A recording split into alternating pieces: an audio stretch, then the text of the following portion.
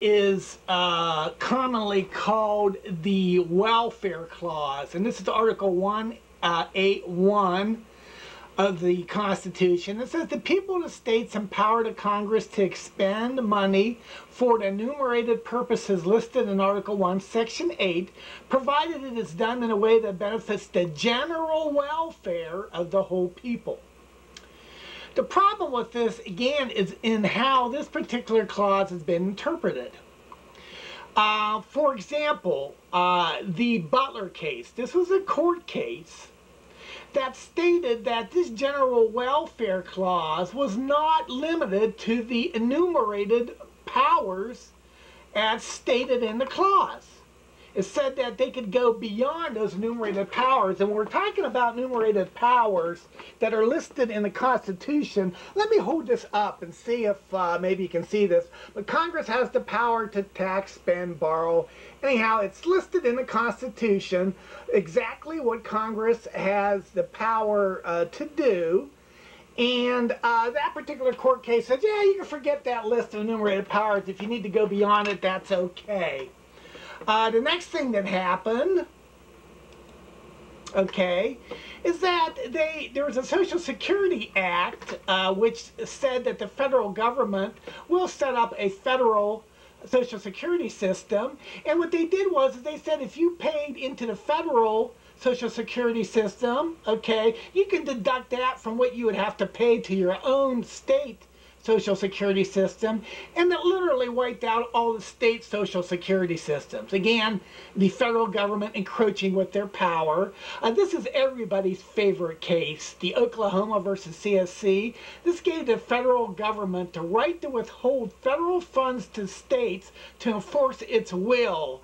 I think in the general public they call that blackmail. Okay, and then a further degradation of this clause occurred when it got to the point that there was power to pay federal debts that Congress had was extrapolated to people who had a moral claim on the government, thereby start a special interest. You know, your dog died, you needed money, your business is in trouble. Again, if you go up here, okay, it says it benefits the general welfare. It doesn't say anything about special interests, any individual group of people. So, folks, what we need a constitutional amendment for strict interpretation of the general welfare clause. No using funds to hold state hostage to demands, no stepping on state rights, no monies for special interests, no exceptions. Okay, folks, the next item I want to talk about, this is a pretty easy one. We're going to talk about Article 2, which lists out the executive branch's power, okay, and the executive branch's power limited to the Constitution unless amended. The problem here, folks, is that the Constitution is real specific as to what the powers of the executive branch are, and I've listed them here. It's the basic things: Chief of State over Americans, Commander-in-Chief over the military forces, Chief Executive Officer of the whole branch of government. These are pretty self-evident. Conscience of the nation and granting pardons and reprieve when field justice requires it. Anyhow, there's only 6 responsibilities enumerated in the Constitution, which means there's only 6 responsibilities allowed the executive branch. So here's the problem, folks. In addition to those responsibilities, these are other duties assigned to the president, mostly by Congress, none of them allowed by the Constitution. Just look at some of these. Responsibility for maintaining full employment of the workforce in the entire nation, underwriting hundreds of billions of dollars in private loans and private insurance, administering a national welfare program, administering a national social security program.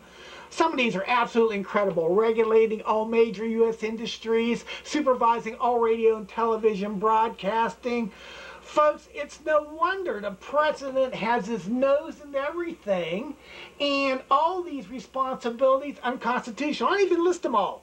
They just go on and on. In fact, the list I saw is like 25. So if you look at it from the standpoint that if the president has 5 or 6 responsibilities in the Constitution and 25 other ones, he has 5 times more power than he's allowed. And the reality is that he does have his nose into everything, and why we see some of the activities going on as we see them today. Anyhow, what is needed is a constitutional amendment that says that the executive branch's power is limited to what is stated in the Constitution unless granted by an amendment.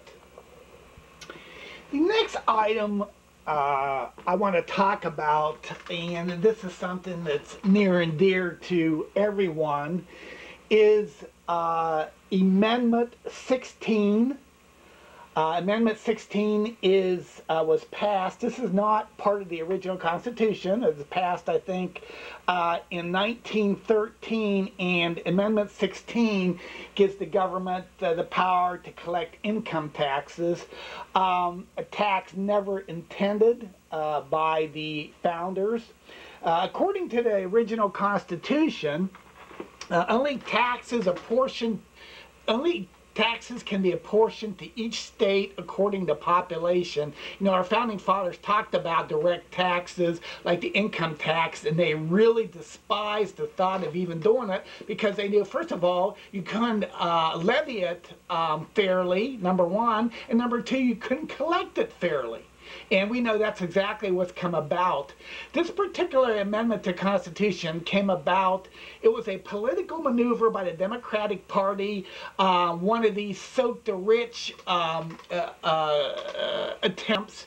And basically what they were trying to do was buy votes. And they said, let's come up with an amendment to soak the rich, and that'll buy us votes, and we'll get more power in the government. Well, the Republicans saw this come about, and they said, well, wait a minute, we can't let these Democrats have all this power, so they jumped on the bandwagon, and that's how this amendment got passed. And actually, those who put the amendment together, when they saw that there was a possibility that it might pass, they actually tried to pull it back, but it was too late.